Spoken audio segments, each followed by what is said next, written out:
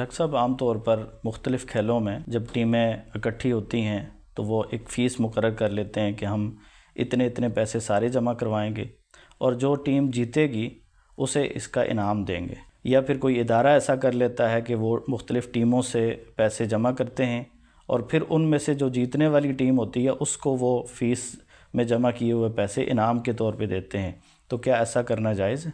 अल्हम्दुलिल्लाह वस्सलातु वस्सलामु अला रसूलिल्लाह, अम्मा बाद। जब भी कोई टूर्नामेंट करवाया जाए तो उस मौका पे अगर टीमों से फ़ीस ली जा रही है तो इसके दो मकासद हो सकते हैं। पहला मकसद ये कि इस फीस से टूर्नामेंट के अखराजात भी पूरे किए जाएंगे और इसी से टूर्नामेंट जीतने वाली टीम को इनाम दिया जाएगा और जो टीम दूसरे नंबर पे आएगी, रनर अप टीम, उसको भी इनाम दिया जाएगा। तो इस शक्ल में ये चीज़ जो है ये दुरुस्त नहीं है, क्योंकि इसमें जुआ है। जीतने वाली टीम उसने दूसरों के पैसे भी जीत लिए, रनर अप टीम ने दूसरों के पैसे भी जीत लिए, और जो टीमें हार गई हैं वो अपना पैसा भी हार गई हैं, वो खसारे में रही हैं, नुकसान में रही हैं। इसी को जुआ कहते हैं। दूसरी शक्ल ये हो सकती है कि इन टीमों से फीस ली जा रही है, लेकिन ये फीस ली जा रही है टूर्नामेंट के अखराजात पूरे करने के लिए। जहाँ तक इनाम का ताल्लुक है तो वो कोई और इदारा देगा, कोई और शख्सियत देगी, तो इस सूरत में फ़ीस लेना जायज़ होगा, क्योंकि यहाँ पे इनाम देने वाले कोई और साहब हैं,